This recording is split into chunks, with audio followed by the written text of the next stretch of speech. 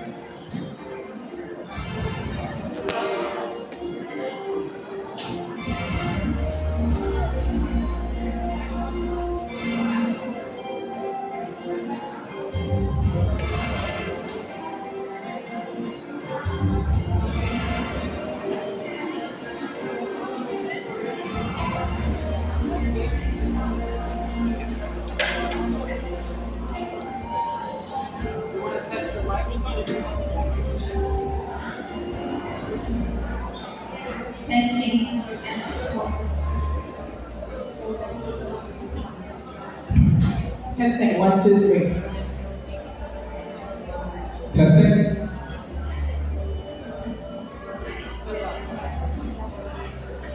Good morning, everybody. Thank you for joining us on this Saturday morning for our candidate forum for City Council 43. We are joined by the 3 Democratic candidates, starting from closest to me, moving down the table, Wei Chan, Susan Zhuang, and Stanley. We're going to start today with opening remarks from our sponsor, Don Hong, President and Chairman of UA3. We also want to thank Con Edison for their financial support in making today possible. Again, I can't thank Con Edison enough about their support on civil engagement. These forums are not possible. So Con Edison, Leo, thank you so much. Today is a real honor. One, I want to thank Gigi. She's a good friend, but she knows the community very well. So Gigi, thank you so much for moderating. Volunteers in UA3 and many other organizations, nonprofits that support this effort, I can't thank you enough. We've done a lot throughout the pandemic. Thank you all. Now what you have in front of me are 3 champions, people that are all personal friends. They've done incredible work, and it's a great representation for this district. So what I can emphasize to you, listen hard today, get your friend, get your 5 friends, and vote.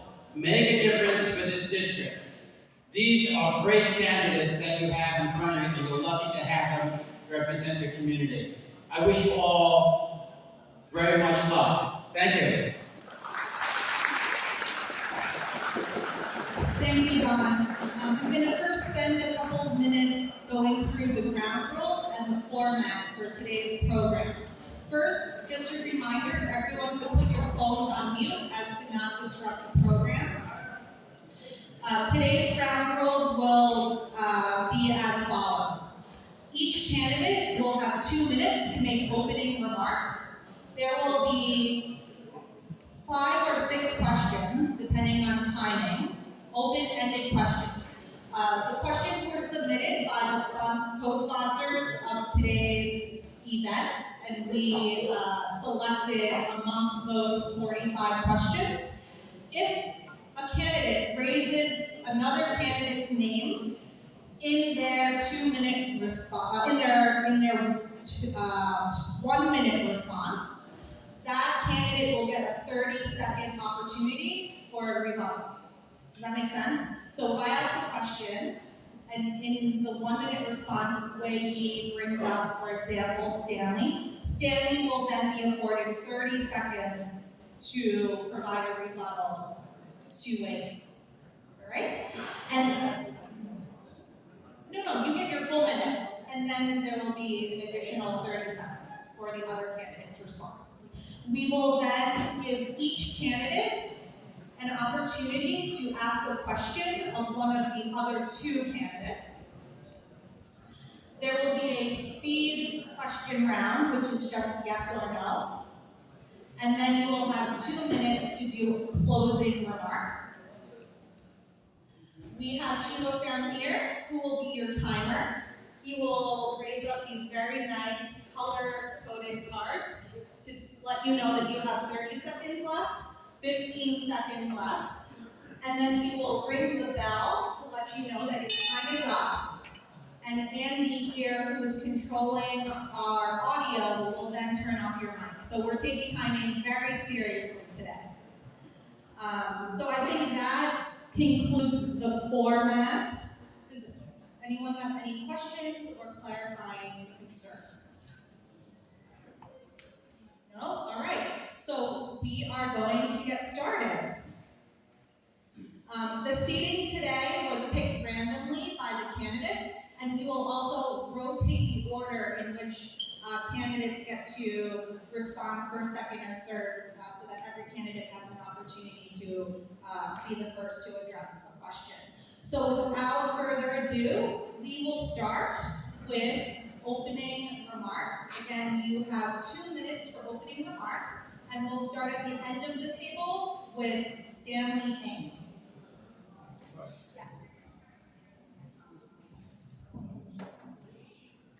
Good morning.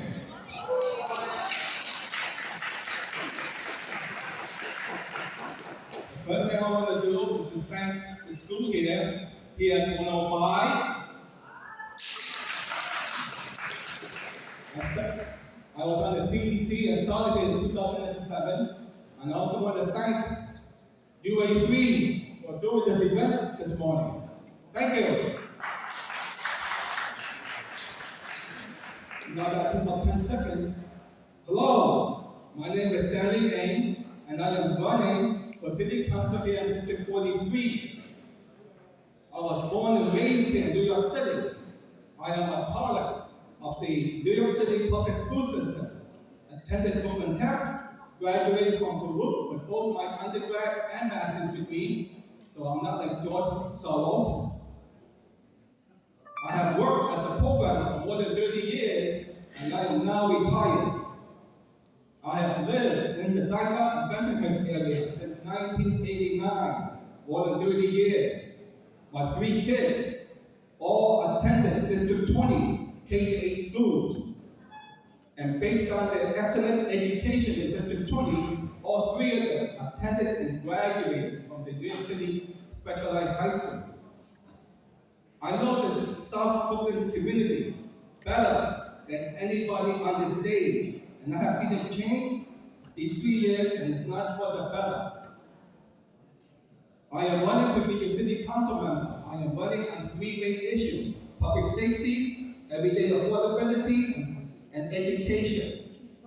My experience on these issues makes me the best candidate running. Anyway, I see my time is up. Again, PS 105, thank you for having us. UA3, thank you for having me. Thank you, Stanley. Moving towards me in the table, Susan Zhuang. Good morning.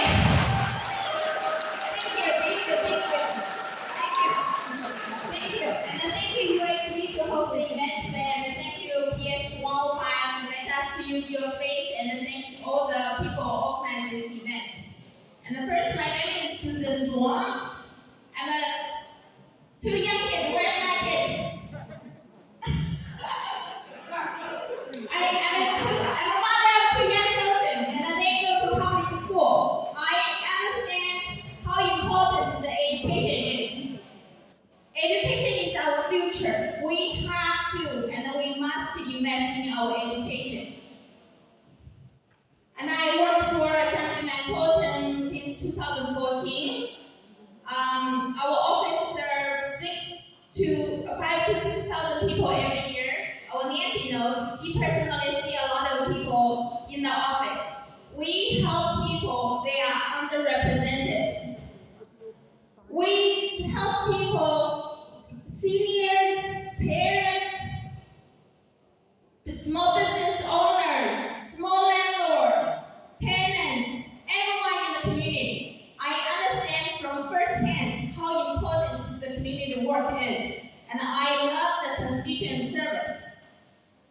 Because I see a lot of struggle people have in our community. I want to run for city council because I want to represent them. And because I want their voice to be heard. Because I want to make sure we get same funding as the other districts, right? And also, we want to make sure our street is safe. We want to make sure our seniors be taken care of. We want to make sure thank you. We want to make sure our people be taken care of. Every corner in our district, we need money. Thank you. Lady Ken. Let's get 1, 2, 3, you hear me, right?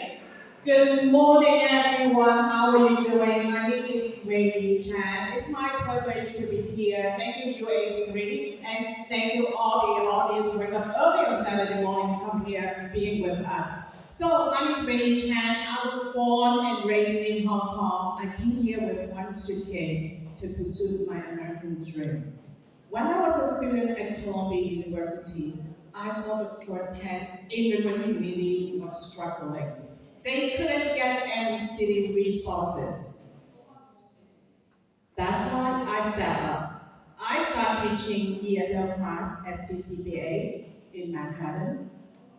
I taught thousands of them eventually.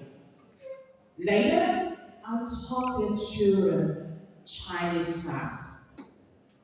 Because I believe when we here in America, our Chinese value is very important. They're able to talk to their kids. The kids are able to talk to their parents in Chinese as well. After graduating, I started my first job at CPC, the nation's largest social service organization.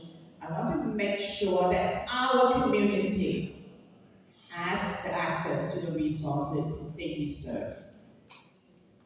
Being the CPC Program Branch Director for 10+ years, I learned a lot from the community, from you guys. You guys give me the opportunity to grow, to believe what we are fighting for. After that, I joined Councilor Justin Bradley's office and became the Director of Community Engagement, where I help the AAPI community and nonprofit organizations. During the pandemic, I saw our seniors were struggling. They don't have enough technology and social service support. That's why I joined Home Health Community Services. I'm going to continue to fight for school safety and our school. Thank you. Thank you. We're now going to start the open-ended question portion of the debate. Clarification, I was mistaken before. You have 90 seconds for each response, so it's 1.5 minutes. I have to watch how I'm getting from the side. Do you want to switch seats? If you talk, you can hook up. Oh, okay. Got it. Okay. Sorry, Stanley. I will. Okay. So 90 seconds for each response for the following 5 questions. So, Susan, you will be the first to address this question, and then Wei, and then Stanley. The first question. Last week, 24-year-old Daniel Penny choked Jordan Neely to death on a New York City subway. Mr. Penny has still not been charged. Please share your thoughts with us on mental health and public safety. That I have been with that issue in my previous debate with you, Lee. I said we fail the people. Our government fail the people. We have been talking about the mental health issue, talking about the homeless issue. How many years ago, Renee, you know how many years ago we have been talking about this issue, right? Our government do not provide enough service for those people. This is what happened in our subway. How many people died in subway in the past year? How many people know? How many people died in subway last year? Over 10, probably over 10. 27. I did the research myself. 27 people died in the subway. How many chances police we have? How many? 10 years ago, we had 4,000. Now we only have 2,000. And also, how many mental health centers we need? How many? And we need to ask our government questions. What did you do for our homeless people? What did you do to help treat our mental illness people? What did you do when this incident happened in the subway? What did you do? Our community is very angry because our government failed on us. We need the city council able to stand for the people and fund the resource for the people in our neighborhood. Make sure those things not happen again in our New York City, right?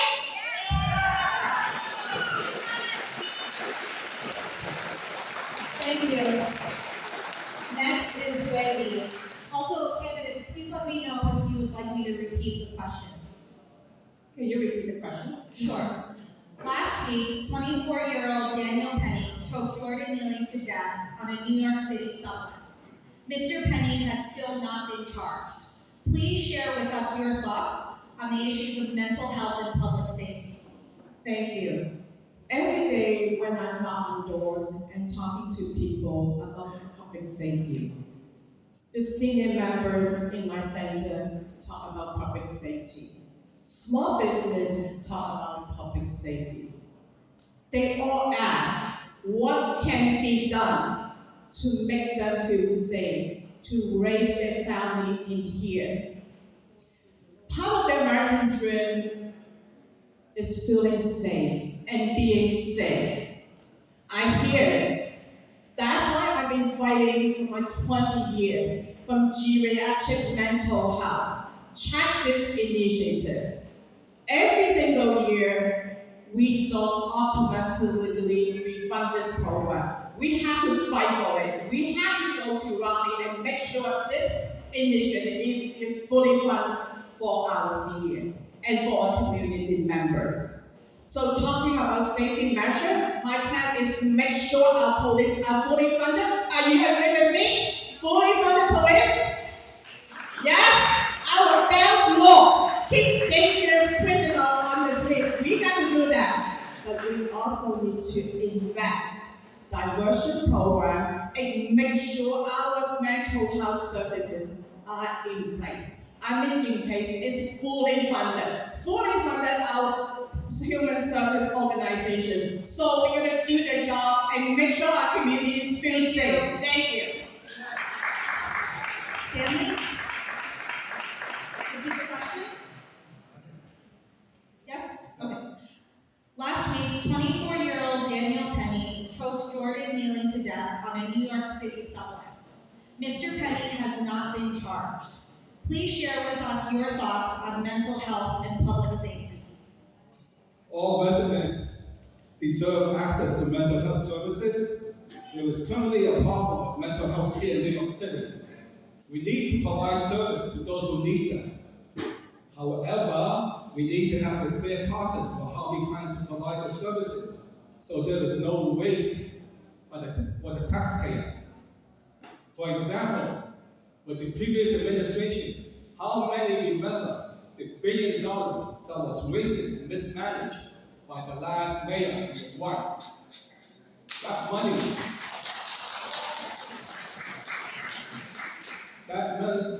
was meant for mental health, and it would help someone like the person who passed away. Rikers today is one of the largest providers of mental health services in New York City. People should not have to go to prison to receive mental help. That man was arrested 40 times and he never had an opportunity for any of his help. The items on the New York City website recommended by Ms. Adrian Allen is a step in the right direction, and it won't be cheap. We should expand access to mental health care facilities while still being accountable to the taxpayer. Thank you. Thank you, Stanley. I want to take a moment to recognize that we have been joined by Irene Chu, your New York State Senator from the 17th District here in Brooklyn.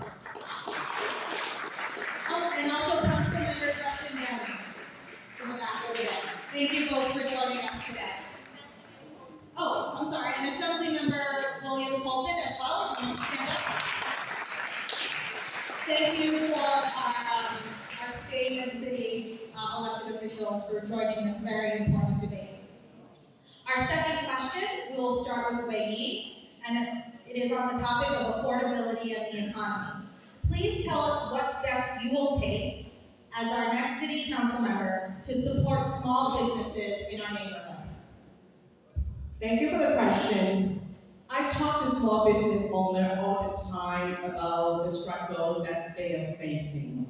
Walking down on Avenue, Bay Parkway, 86th Street, the stories are heartbreaking, especially hearing about the repeated shoplifting and the new regulations and all the red tape are confusing.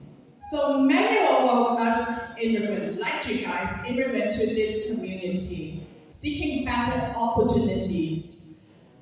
And those opportunities fail us. As a city council person, there is a couple things that can be done.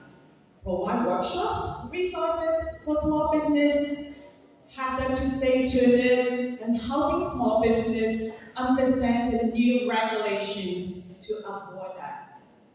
I was helping the small business in 2019, and I was a council staff. There was so many confusion about the Arnhem Act. We step up, we provide resources, we provide workshops to explain to all those business owners so that their fine are removed. This is how we work together with the city council. So we also want to promote MWBE, women minority business, to have them to get access to the government contract. Last but not least, we're going to help business owners to follow all those reports, filed with the policy, and strengthen the community ties. Thank you. Stanley, what steps will you take as our next city council member to support the small businesses in our neighborhood? The first thing I want to add is that it's very, very hard to start a small business in New York City. Under the last administration, Mayor de Blasio, Asian business owners were not allowed access to MWBE. Asian people are not allowed access to MWBE. This impacts many businesses today. We cannot get a chance. A lot of the lifeblood of this community is in the local small businesses. Hundreds, thousands of small mom and pop stores up and down the street. Many just support businesses are immigrant owned and run. We need to make more transit available for the city, so business owners are not hit with unexpected fines and fees. The one thing I want to add right now, vendor licenses. These vendors are on the street selling every day. They don't have licenses. We need to expand vendor license for these people. Now, when I get into office, I'm going to make sure the voice of these small businesses and the vendors are heard. Okay? It is very important. Our community cannot go forward if we cannot do business in this community. Okay? Thank you. Susan? Yes, I have been working with the sentiment quoting for years. I understand from first hand because a lot of time small business owners come to our office seeking for help when they see a big fine. Sometimes $20,000, sometimes $5,000. First, I have to say, small business are the backbone of our community. If we don't have the backbone of our community, what are we going to do? We have to support those small businesses. We need to make sure they don't get big fine. They have the education resource in different language, please hear, in different language, should be provided to all the small business owners. We need to provide resources from the government. Everyone has the equal access to those resources, not because they didn't speak the language, not because they are disabled, and also we want to make sure those rates, we have to do rate scholarized for commercial also. We make sure they don't get charged when the area is doing good business. The landlord say, oh, you have to be out. We have to make sure the commercial rental should be rental stabilized also. And also for our community, we want to make sure those small businesses, if they get fined and in the legal assistance, we provide those assistance for them also. Thank you.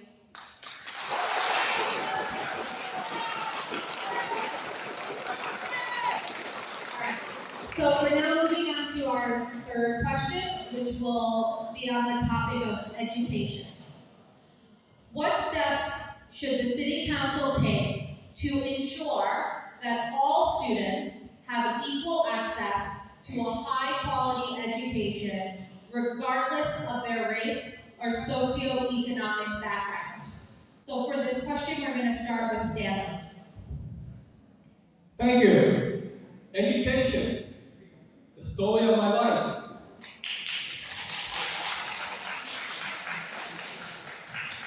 I spent 10 years on the local District 20 CDC and the Citywide Council for High School.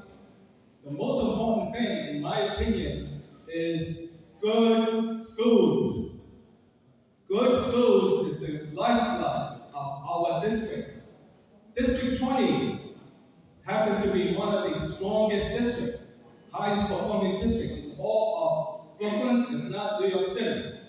What people don't realize in the school district, more than 500 kids annually make it into the specialized high school from District 20 alone. And that is because we have really good and strong schools in this district. The funding here is not enough. Parents have to supplement the kids' education in order for them to get the proper courses needed, such as test prep. What's needed in this school district is more after-school program and weekend classes. This is what the answer is. This is one of the reasons why District 20 and District 21 happens to be one of the strongest school districts within Brooklyn, if not New York City. If I get elected, when I get elected, I will promise to make sure our schools are fully funded and we are on the way to keeping our #1 status in all of Brooklyn. Thank you very much. Susan? As a mother of 2 young kids, I do understand how important the education is. As a mother, I understand what you worry about every day. You worry about, did your kids go to school safe? Did your kids get good meal in the school? Did your kids get good education? And also, for me, education is not only the schoolwork. We want to make sure all the school properly funded. Not only for the teacher's salary, also we need to renovate the space. A lot of time you go to a school, you see the school's backyard has a lot of crack. It's not safe for our kids to play in the playground. It's not safe for our kids to stay in the school either. We have to make sure those be properly funded. And also the summer program. If we don't have the summer program, we talk about public safety. Then kids, especially the 15, 16, 17 years old, they're going to hang out in the streets. What are they going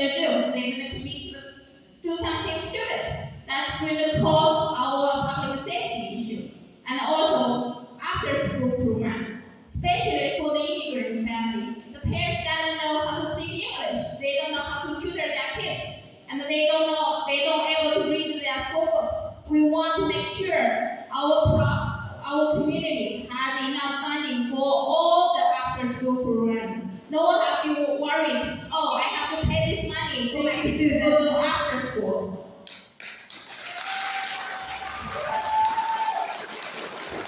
Wait. I'm 100% fully agree with, fully funded our school. This has no doubt. My first job at CPC was the after-school program director. I was in the classroom, I was engaging with parents. I'm fighting for after-school program, fighting for education for more than 20 years. This is actually one of my after-school program, PS 105 here, that way back to 12 years ago. We still have not enough seats for our after-school program. I'm for fully funded after-school program. I really want all those fundings come to resources that in the community school, and so that we can retain our good quality teacher, enhance our infrastructure, so that, and also expand our extracurriculum, so that our immigrant families, working family, don't have to worry about that.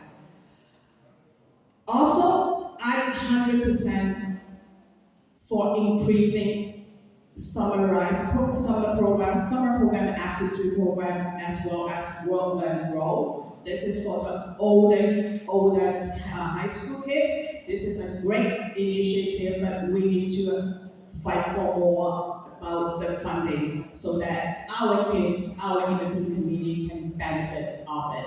Thank you. Thank you, Rainey.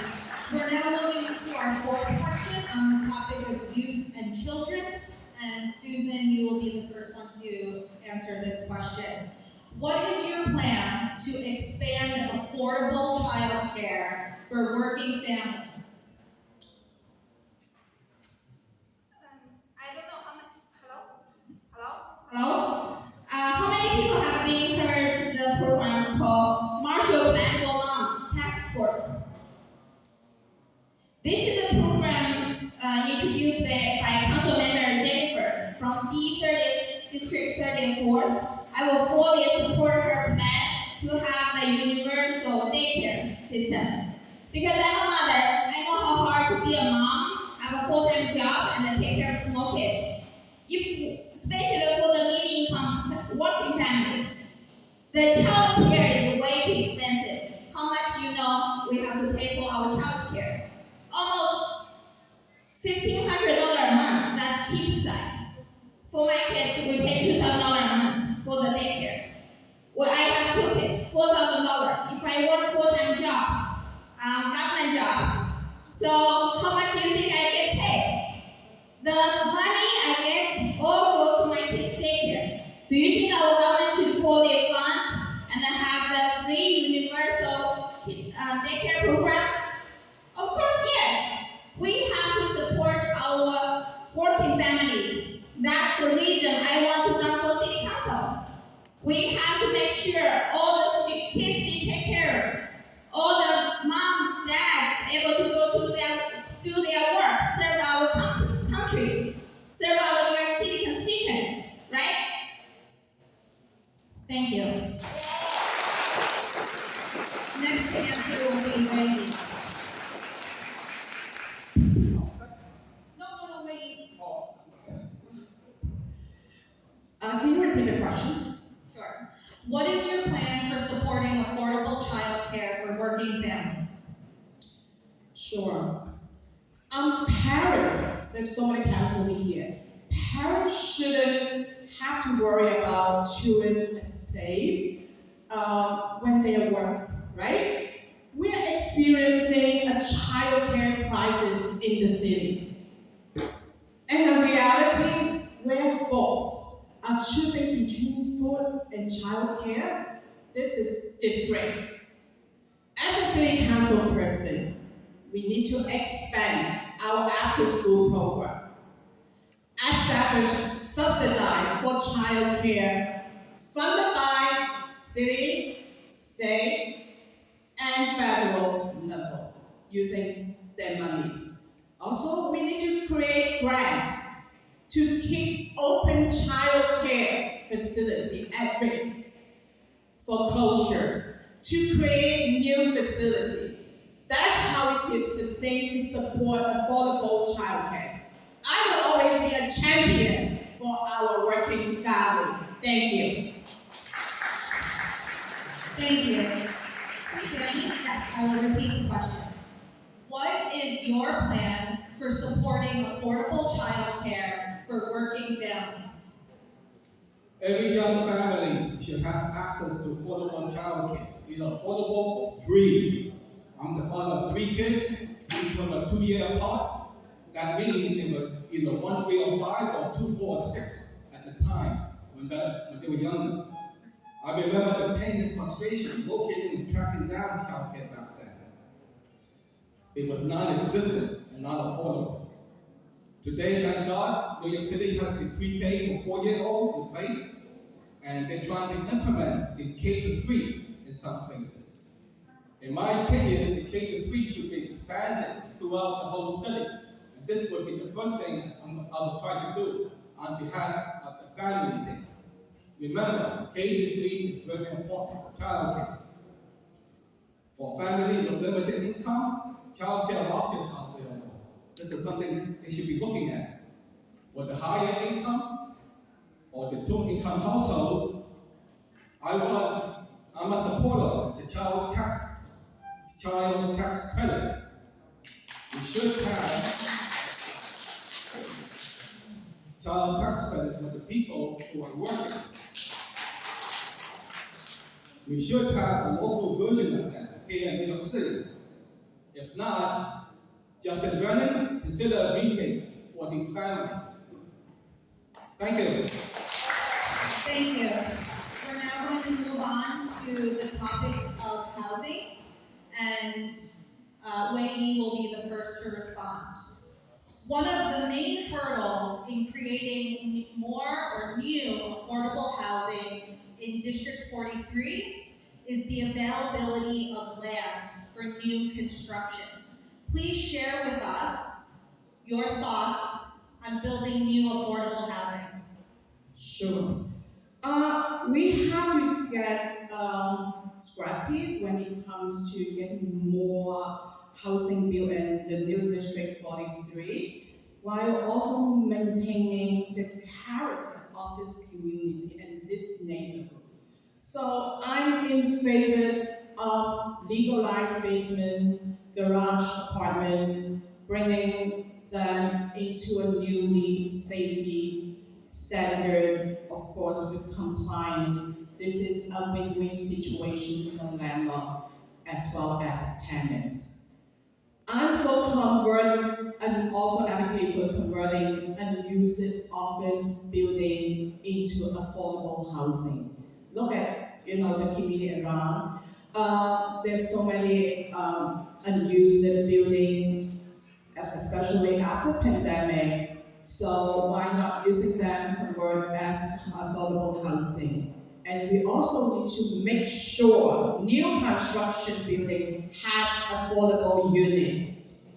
Last but not least, we need to provide incentive program for the vacant land owners so that they could build houses with wonderful incentive programs to be attracted to build more. And additionally, one more thing is we need to build fast. We're talking about buildings that take years and years. I'm in favor of many of the proposals outlined by the Mayor Adam. Get stuff built, which is the streamlined approval process and environmental review to get housing built faster. Thank you.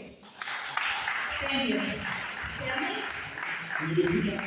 One of the main hurdles in creating affordable housing is the availability of land for new construction in District 43.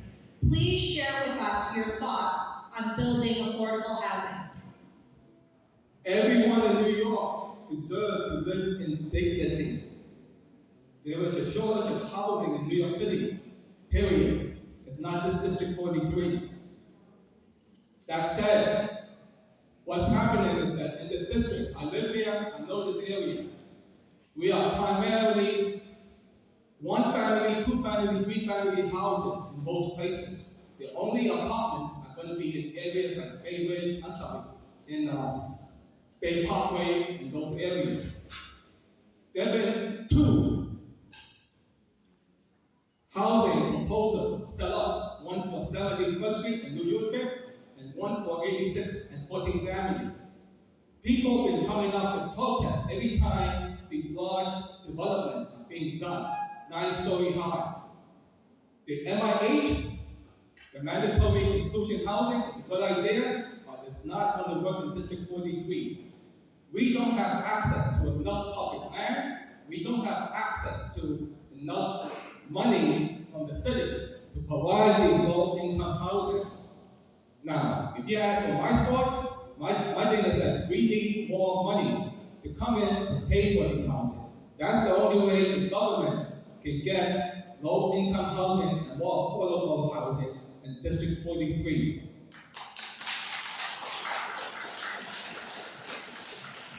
Asking the developers and asking the owners and putting the owners on them to provide the housing, it's not working. We need to also increase the number of NYCHA buildings and NYCHA apartments within the district, if not, right by the district. We need to get more affordable housing because the families here are not able to afford the rent. Thank you. Thank you. Susan? This issue I have been working on for a long time, so it's not a new issue to me. For our government, especially for New York City, do we know how many NYCHA buildings apartment empty? More than 10,000. Did our government fix it? No. Can we use those apartments? Yes, we do. But why our government don't fix those apartments? Let people stay there. And that will at least reduce some housing issue in our community. So if I get elected, I want to make sure those apartments get fixed and people are able to live there as soon as possible. And also for our community, city want to build a homeless shelter in our neighborhoods. We do have land to use. We have a lot of homeless shelter proposal in our community, but except Assemblyman Colton as the elected official come out to speak against it, no other elected official come out to speak against it. Homeless shelter not a solution for homeless people. It's not the solution for people cannot find a house. We have the land in our community to build more affordable housing, but our government failed on us. They did nothing but put more homeless shelter, pay $5,000 a person to the homeless to waste our taxpayers' money. We have to stop that. And also, we want to make sure our community have the commercial building or have the big landlord have the empty apartment there be occupied. We have to encourage them to occupy those apartments. And also, for our community, we want to make sure if we build any housing in our community, we not only ask, do you have affordable housing units in that? Also, we need to ask, what's the percentage in it? If we build 900 storage. Thank you, Susan. Thank you. We're going to speak with Susan. Susan, you're going to answer our final open-ended question. What will be the first piece of legislation that you will introduce as council member? I will introduce a comprehensive bill. We have to make sure our senior be taken care of. We have to make sure our parents, our kids be taken care of. We have to make sure our community small business owner be taken care of. We have to make sure our working family be taken care of. We have to make sure our low-income family be taken care of. We also want to make sure, when I knock the doors, a lot of people take we have to make sure that the issue be resolved also in our city council. So it's a lot to do in our community. It's not just one bill we will resolve every single issue. We have to work so hard and make sure to protect our community, make sure our street is safe, make sure our kids have enough education funding, make sure our seniors have a place to go, make sure our working family have people who care about them. We want to make sure every single person in the community be taken care of. That will be my bill.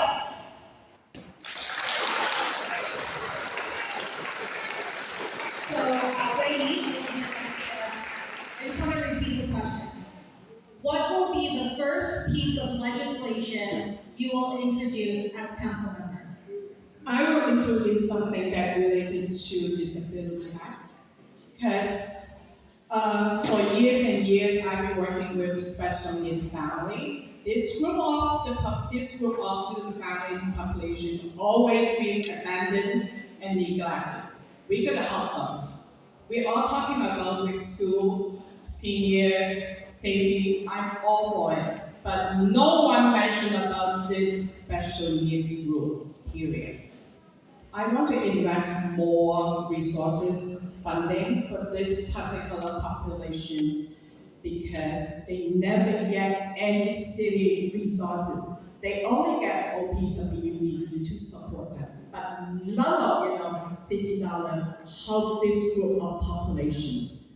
In the Asian community, I want to share with you, there's tons of special needs families that we need to take care of. They're not special. They just need help. Like ordinary people, we gotta help them. We gotta we gotta give them a fair opportunity, have them to come back to the ordinary community to work, to live with their dignity. Thank you. Thank you. Stanley, what will be the first piece of legislation that you will introduce as council member? Our South Brooklyn seniors are the gemstone of our community. They have literally built the fabric of this community. It is shameful that only 1% or less than 1% of the city budget goes to funding seniors. Senior centers and the meals was only $234 million. That's less than 1%. If I get into office, the first thing I'm going to do is to move legislation to make sure there is more funding for our seniors. That's the first thing on my goal. Seniors, again, are very important to our community, and we're not taking care of them. Okay? Again, I'll take my time to repeat this. Money for seniors is the most important part. We need to increase funding. We need new legislation to help our seniors. Okay? Thank you. Thank you. We're now going to move to the portion where each candidate will have an opportunity to ask a question of another candidate, and the candidate will have 90 seconds to respond. So the first, we'll start with Wei. Who will you be addressing your question to? Okay, maybe Stanley. Stanley. Okay, please ask your question. Okay, Stanley, could you say one nice thing said about everyone in the race? That's it. Can you say one thing, I can't hear you because it's an echo. Okay. I'll repeat it. Tell me if I'm in the right question. Stanley, Wei would like you to say something nice about each of the other two candidates in this race. Sure, no problem. I've known both my opponents for more than 10 years each. I've worked with them, I've been there with them, and the one thing I'm going to tell you is, they're great people. I know Lee when she was working at CPC Brooklyn, and I worked with her in several programs. I even helped them get a couple of the after-school programs in District 20. So she was a very remarkable person to work with. We got the job done.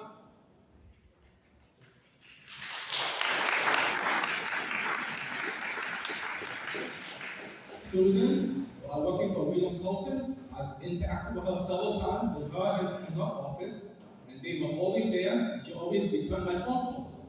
She even gave me her personal cell number. So, thank you.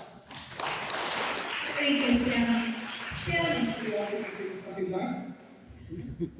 Stanley, who would you like to address your question to? I'm not going to be asking any questions because I don't want to be negative on anything about this whole race. So I'm going to pass on this question. Thank you very much. Thank you. Susan, would you like to ask a question of one of the other two candidates? Hello? Stanley being too nice, so I have to ask you questions. Stanley, you have noticed 2020 when Council Member Justin Brandon found peace. I was close. In 2020, when Council Member Justin Brandon found the peace, we changed working for him. Our opponent is working for him. I think when Joanne Simon running for Brooklyn Borough President, she is the advocate to cancel SHAT, to cancel our specialized high school, and our opponent support her in the Chinese community, ask people come out to vote for her. Do you agree with what our opponent did in the past? And do you think she will change everything? Now she's saying she support NYPD, support SHAT, support education. Do you believe her? Yes.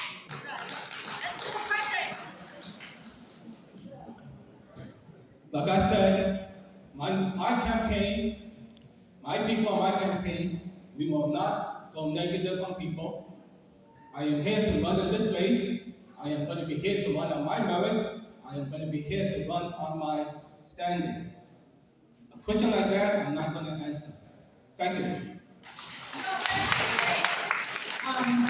Because Susan mentioned Wei Yi in her question, I'm going to give Wei Yi 30 seconds to respond. Sure, since you mentioned my name regarding different NYPD from my former employer, so I'm running for my own campaign. I didn't get it. Why politics is like it has to link the two persons together. I'm Wei Yi Chen, I'm running for my own campaign, number one. Did you speak to 4 people that time? Sorry, this is not a back and forth, so just let her finish, please. So I'm running for my own campaign. I'm full years to go. Regarding what you mentioned, Joanne Simon, I did not support her. I just want to introduce her to the community, but it wasn't successful. That's the story, very simple. Please don't pass out untrue facts. Thank you. Thank you, candidates. We're now going to move on to our lightning round. I know it's very difficult, but we're going to try to do yes or no. The final question will have a why or why not, but there will be 4 yes or no lightning questions, and then the final one, you'll have an opportunity to explain yes or no. Okay? So we're going to go in the same order for all of these questions. We'll do Wei Yi, Susan, and then Stanley. Okay? Please try to stick to yes or no for the first 4. So here we go. Do you support congestion pricing? No. No. No. Do you support landlords not being allowed to run criminal background checks on potential tenants? Same order. Wei Yi, Susan, Stanley. No, I don't support it. No. I have fight for that also. No. Do you support legalizing basement apartments? Yes. Depends the situation. Maybe. All right. Do you support fair share? Do you support fair share? Yes.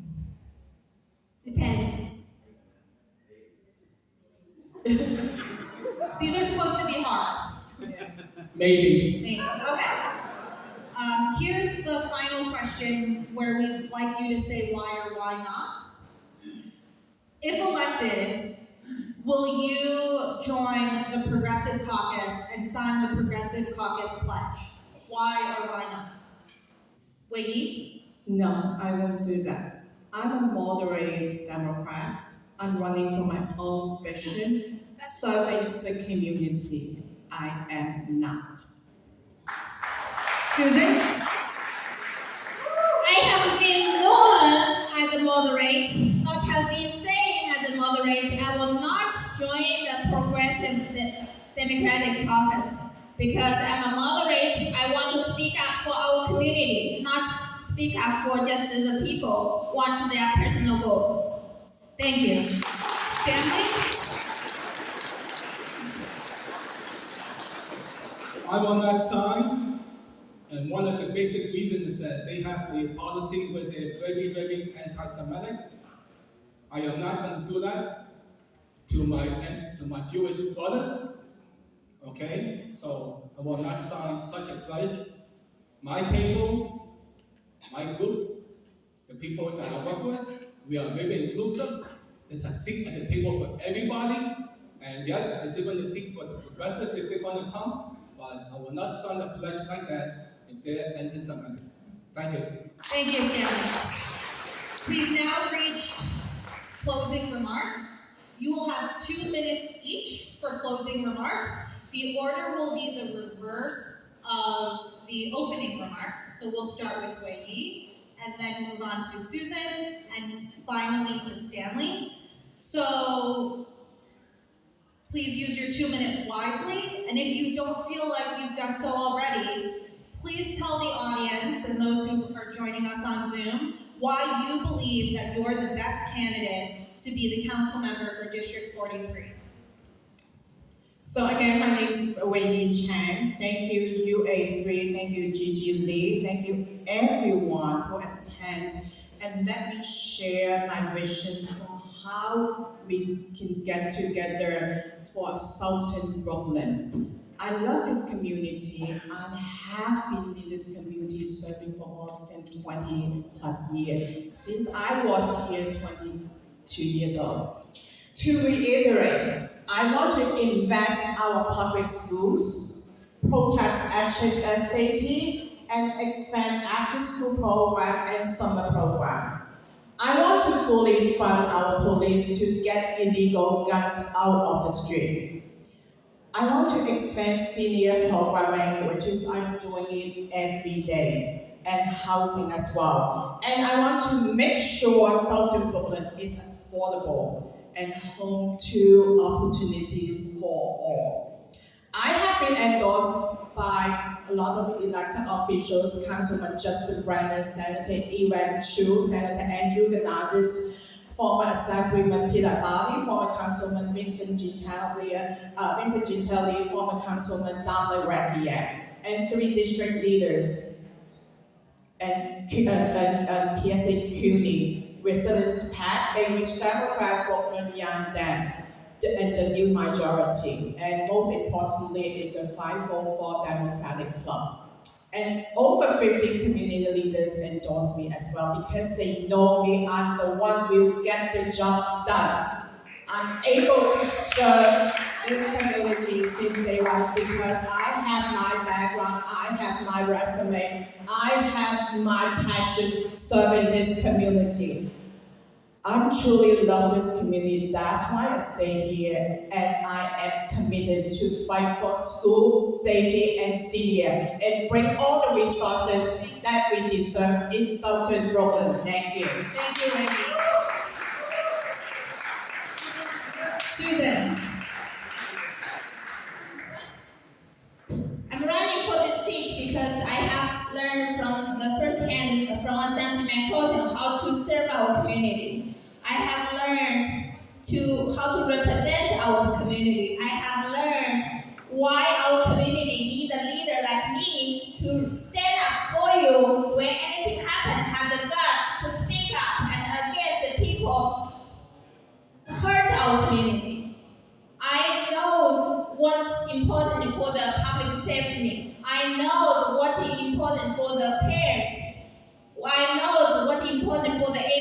education. I know what's important for the seniors. I know what's important for our small business owners because I help them from first hand. I know what's important to help our disabled person, disabled kids to transfer schools. I know what we need to get done to help our working class, what we need to do to help our low-income class because I help them.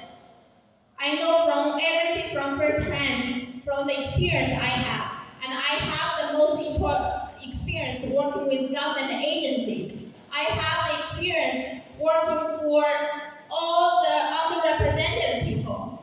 I'm a mother of two. I care more than public safety more than other people else. And if you are a senior, if you are a parent, if you are a veteran, if you are a student, if you are a disabled person, if you need food stamp, if you need a public housing, if you don't want homeless shelter in your backyard, if you don't want no one speak up for you when you need the issue, face the issues, you have to vote for me because I'm the only person who has the guts to speak up for the people. Not because I'm saying to speak up, I actually did speak up for the people. Thank you, Susan. Stanley, when you're ready. Thank you for having me at this candidate forum. I am running in this race to represent you, the people who are not associated with any of the Democratic political clubs. I am not a politician. I have never worked for any politician. I am running as an outsider to bring my perspective to City Hall. I do not represent any of the political clubs or their views. My concern is what you, the residents of this district, want. I've spoken to many people, and they all have the same three issues: public safety, education, and affordability. I am running on those three items. Public safety. The only thing I can do is to help out the community as much as possible, and I have been volunteering with a safety patrol out in Shipshead Bay. This is how I learned what public safety is, by walking the streets. Education. I served for 10 years on the local CDC and the Citywide Council for High School. I have even sued New York City in 2007 when they discriminated against the Asian kids in our district.